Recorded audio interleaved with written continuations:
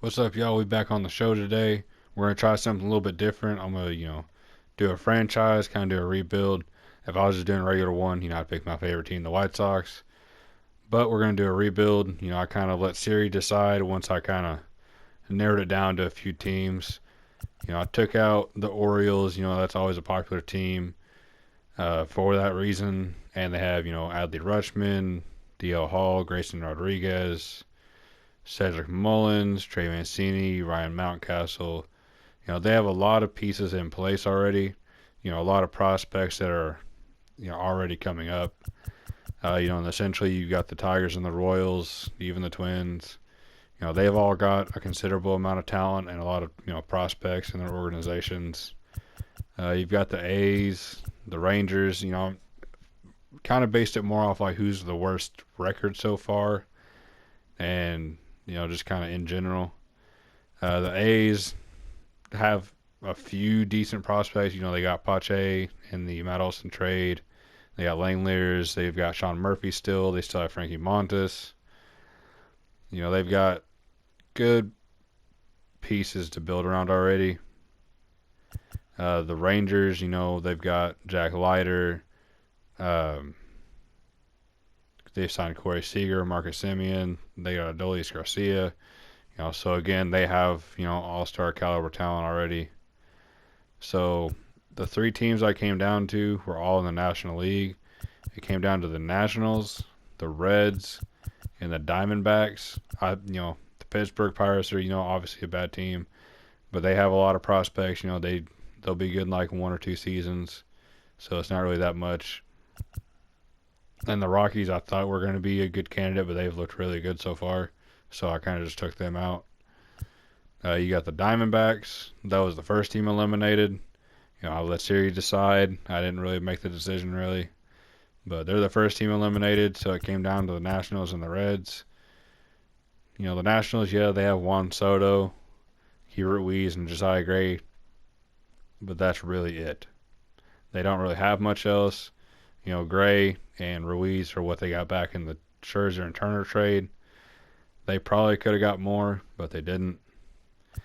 The Diamondbacks, really all they have is Carson Kelly, Ketel Marte. I mean, they got a couple of decent prospects. They got Seth Beer. He's looked pretty good so far, but they don't have too much. But the Nationals were eliminated, so the team we settled on is the Cincinnati Reds. I think that'll be a good team to do. I know they have Hunter Green, but let's just go ahead and preview the team. We'll leave GM contracts on, so we could get fired, and at the end of I think it's 3 years, we could elect to stay with the team that we built or move to a new team. We'll just have to wait and see how this plays out. Obviously, no fantasy draft, no legend free agents. I'm not going to control CPU rosters. CPU can trade. I do like to do ignore budgets when I'm playing franchise just to see all the crazy things that happen. But for this, I will leave it off. Maybe I start a different one. I turn it on and just let the madness ensue. Force trades will be off. Obviously, you can't force anybody to accept a trade. Designated hitter, it's a new rule. Obviously, it's going to be on. And we'll leave the extra inning runner on, even though I think that will be one thing that gets taken out of the game. Well, not like the game, but out of baseball, I think. But I could be wrong. It could stay. I'm going to do lineups and rotations. I'm going to turn injuries off. I know it's a good way for people to get called up and have their chance. But, you'll get that even with like people not performing up to expectations and people overperforming. And I like to see progression personally. So I'm going to turn injuries off. Scouting, I'm going to leave on auto manage. I'm going to play as the GM, the manager, whatever you may be. And I'm going to have my scouting department do the scouting. And like I previously alluded to, I will be doing all of the general manager things, staff, 40-man roster moves, free agency trades, waivers, and re-signing everybody. So I'm going to handle all of that, and we will move forward. We'll start in spring training. That way we can take the roster that we want into the regular season. No crazy business can happen. And we will quickly preview the roster here. On the mound, we do have Luis Castillo, but he is 29, I believe. Yeah, heading into his final year of arbitration. Could be someone that gets moved at the deadline, for some prospects. You've got Tyler Mahle, same thing, going into final year of arbitration. Maybe look to move him at the deadline. Would like to maybe keep one of them, and, it just kind of depends on how they perform. You do have Nick Lodolo and Hunter Green, who I think are going to be very, very good. Nick Lodolo, I feel like, throws with more break than that. Hunter Green, obviously, you've got the high 90s, low 100s fastball. You've got all the stuff that plays off of it. I think these two will probably be our frontline starters moving forward. Mike Minor might be the fifth starter, might move into long relief.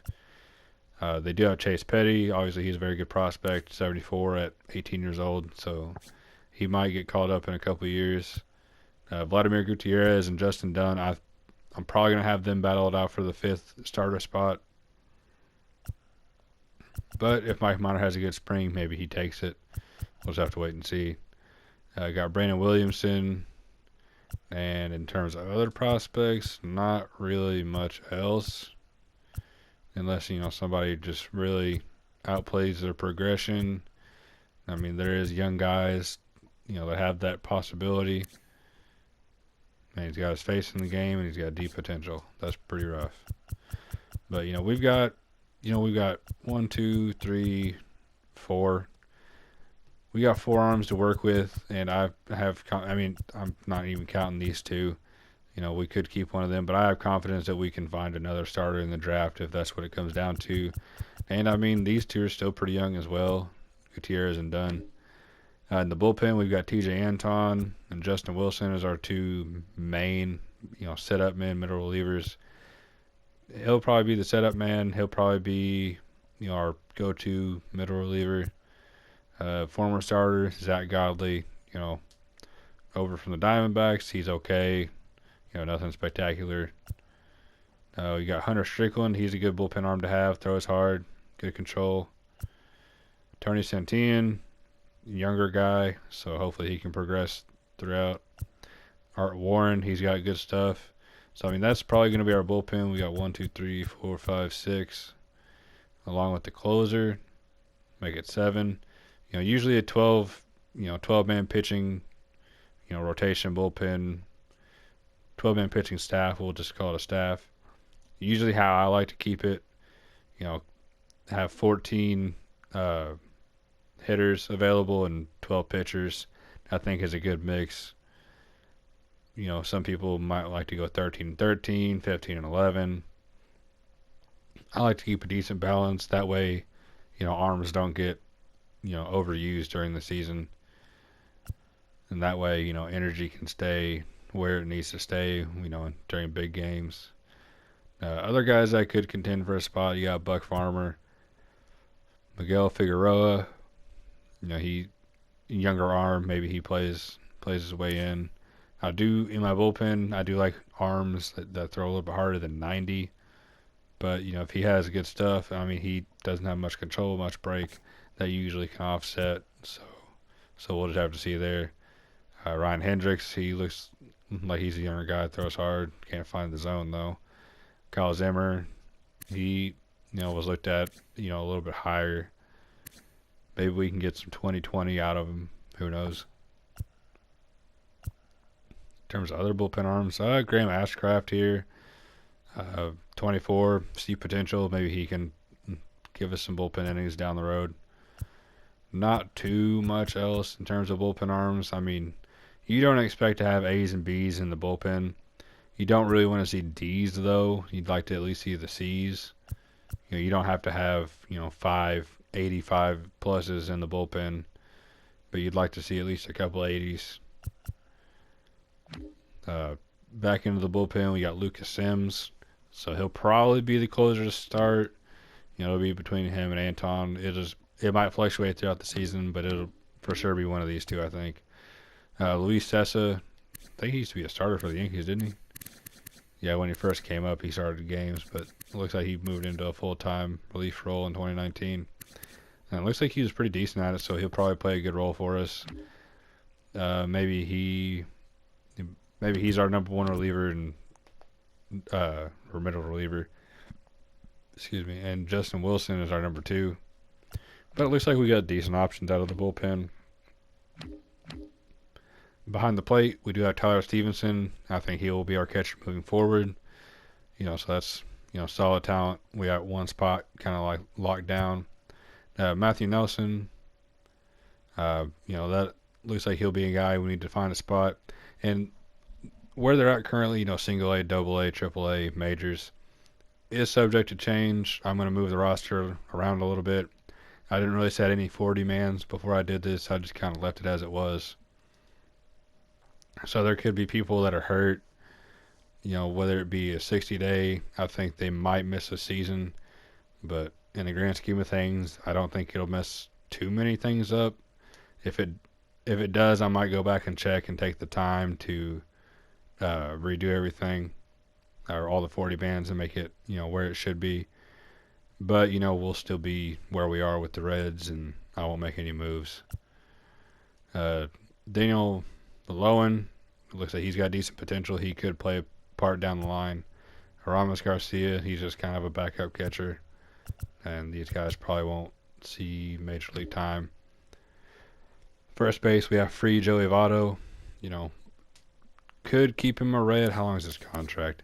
Could keep him a Red for the next 2 years and let him retire a Red. He's been here for the entirety of his career. Or we could trade him and try and get him a ring, or at least contend for a ring. Definitely wouldn't get any crazy prospects for him, I don't think. At this point, he's a platoon guy anywhere outside of Cincinnati. So maybe we get like a mid-level prospect for him, but we'll just have to wait and see. Depends how the season goes. Colin Moran, he's going into his final year of arbitration, coming over from Pittsburgh. He'll be a solid bat off the bench, I think.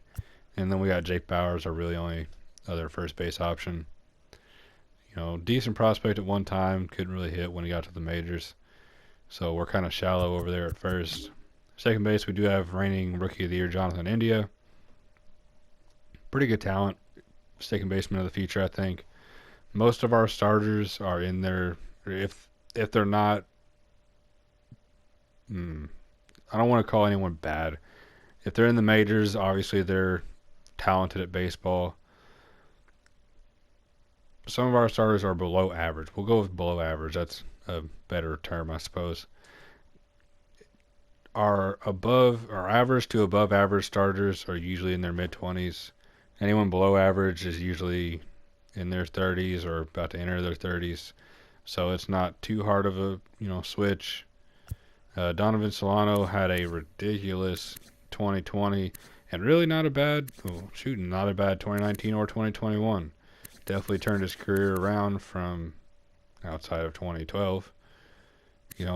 Not very good years. And then being out of the majors for a couple years. So maybe he comes in and, gets some at-bats for us. Decent fielder, kind of. Good contact hitter. Not too much in terms of power. You got Max Schrock, another just kind of backup guy. Leonardo Rivas, prospect that looks like he's just about ready. He's got really good speed and good fielding. He's a utility guy and a switch hitter, so maybe he comes up this season if trades happen or if, people don't perform. But we'll just have to wait and see. Leo Lopez looks like he's, just kind of a backup fielder. Tyler Callahan, young prospect. He's still, a year or two away. Moustakas at third. He's a good power bat. But that's kind of it.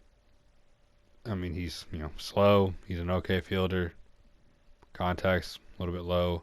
But, the power's there. So he'll probably stick. How long is his contract?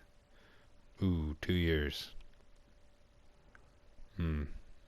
Gonna look to try and get out of that one as best we can. Probably won't be able to. so he could just have to eat that. Other options, we got Brandon Drury. He's kind of just a backup at this point in his career. He's almost 30. Hasn't really had, 2016 he was solid. 2017 he was okay. Outside of that, really outside of that, he's only played one other moderately full season. So maybe we give him a chance and maybe he performs. But Rhys Hines is probably the third baseman going forward, or he might move him to first base. I don't know yet. Fielding's kind of low. Santana and Juan Martinez is probably going to get cut. I don't really want anybody with F potential. I'm just going to go ahead and do that. Shortstop, we got Kyle Farmer. I don't know why I said Farmer. Kyle Farmer. He's kind of a placeholder for Ellie De La Cruz. Or maybe Matt McLean. We'll have to move one of these guys to third. Probably be De La Cruz. And then move Rhys Hines over to first. And then you got JT Riddle. He's not bad. His swing's usually pretty decent, but his stats really aren't. Jose Torres, 22. Maybe he progresses a little bit better. Same with Jose Barrero. Looks like he is already on the 40 man. Oh, he did play the last couple of seasons for him. Didn't perform the best. Maybe we'll get him his first home run this year. Michael De Leon probably won't see the majors. They brought in Tommy Pham. Not entirely sure why. It's a 1-year deal. I would have rather just gave time to Aristides Aquino or Jake Fraley, or Nick Senzel, Albert Amora, Tyler Naquin. They got a lot of guys that they could have gave outfield at bats to. So Tommy Pham, he is solid. He is getting older though. Might be someone I look to move for sure. I think get these younger guys at bats. Aquino, contact isn't there. Power is. He's a good. He has a good arm, decent speed, decent fielder. I'd like to see what he can do over a full season. Maybe he hits more home runs. If I can get a 260 average and like 35, 40 home runs, honestly, I would take it. But if he's hitting like 170, 190, can't really put that in the lineup even if he is hitting a lot of home runs. But if he's getting on base a lot, maybe we look to keep him in. He's only 27, but in the game, that's kind of old. In real life, that's a perfect age.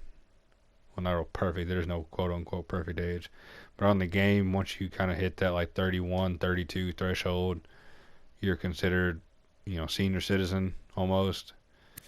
But he's only been in the league for 2 years. So, the other one is 10 years of service time. He's very far from that. So, he could be the left fielder going forward. We do have Jake Fraley. If he can hit against lefties, maybe he takes a spot. Then we got the TJs, Hopkins and Friedel. Probably just kind of organizational depth, sorry. Center field, we do have Nick Senzel. Looking for him to take the step forward that he hasn't really taken yet.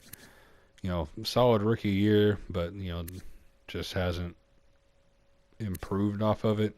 It looks like he was hurt last year, so maybe he has a big year. With his speed, he might be at the top of the lineup.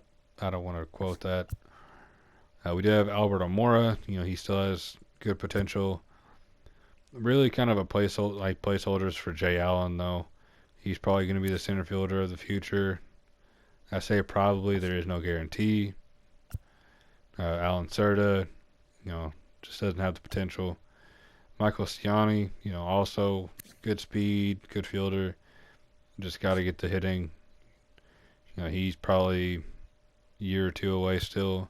Shogo Akiyama, does he have a big contract? Not really. Probably going to just kind of let him walk after this year. Didn't really show much in his first 2 years. Almost a full season sample size over 2 years. And 224 with 15 extra base hits and none of them being a home run and only 21 RBIs. Not really something I want to put in the lineup every day, so we'll probably just let him walk. Probably going to keep him in the minors though, so we can get other guys major league at bats. Ronnie Dawson probably not going to see the majors. I don't really like saying that, but just kind of is what it is. He just doesn't have the same talent as the other guys. Right field, we do have Tyler Naquin. So in our corners, we do have very good arm strength between Aquino and Tyler Naquin. And he's kind of I guess he's the same. He's a lefty and Aquino's a righty. He hits righties. Aristides hits lefties. You'd kind of like them to combine that and both be good against both sides. But he's kind of, holding it down for Austin Hendrick, letting him progress. He's probably a season or two away. Like to see him, jump up to like a 73 to 75 this season. It's not out of the realm of possibility. Other guys, Lorenzo Cadrola, Isaiah Gilliam, and Trey Ambergy, probably not going to see the majors either. Just, the deep potential kind of hinders that. Free agency, it looks like we do have quite a few contract extensions. Oh, man. That looks like most of the team. Free agency, I'm not going to sign Rosenthal or Conforto or Cam or Petit or definitely not Richard Rodriguez. He's suspended. I want to say one of these other guys is, but I'm not really sure. But as you see right here, Chris Kaminsky, we're not going to go out and sign a 19-year-old with 75 overall and see potential, because you'll see a lot of that at most of the positions. We might sign like one or two guys, but more in like the 50s range, maybe a low 60. Maybe somebody like a Frank Diaz. Even though he's from Georgia, we can kind of pretend it's a international signing guy. Don't really want to sign D potential. I'd really like to sign C or better. If it's a C, I'd really like them to be more well-rounded, but definitely have, one of, like he's got 98 speed. You would kind of like to see a more well-rounded and then just be really good in one area. If they're A, B potential, you can definitely live with more well-rounded because they're going to grow in every area. Jason Edmonds, I figure maybe some relation to Jim. Doesn't look like it really. But yeah, we're not going to sign like these top guys, like 24 or 74 B potential. Yeah, power's not there, but he looks like he's a really good hitter, good fielder. We're not going to sign guys like that.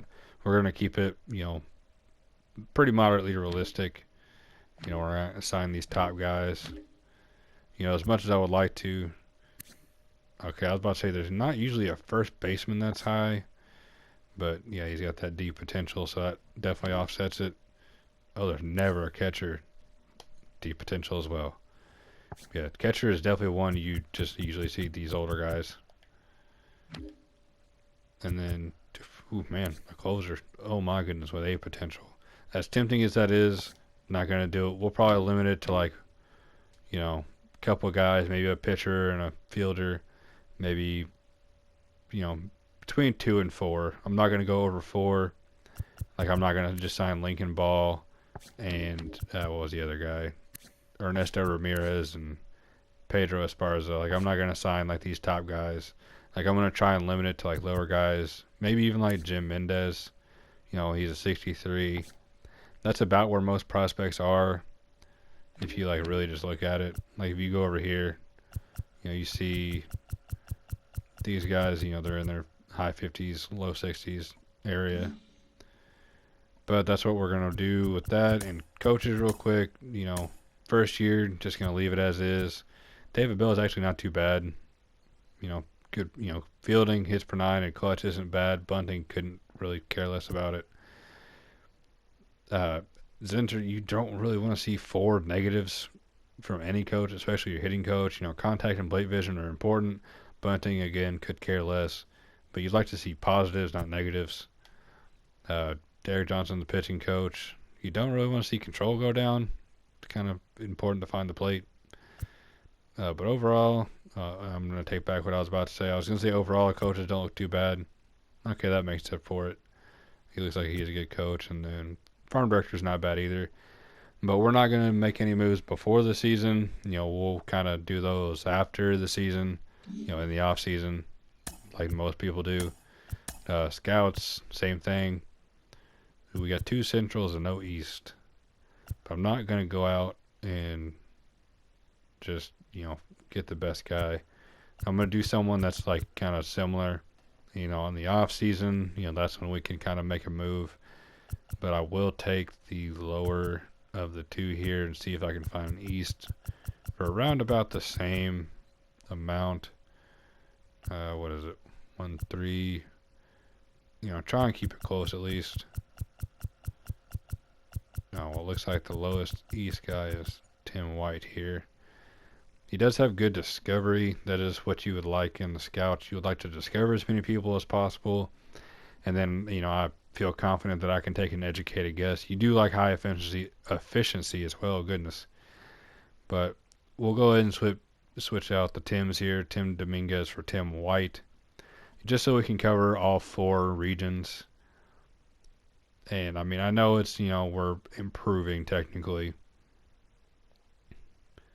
But, you want to be as good as possible. So we will switch them out. So now we have East, West, Central, and International.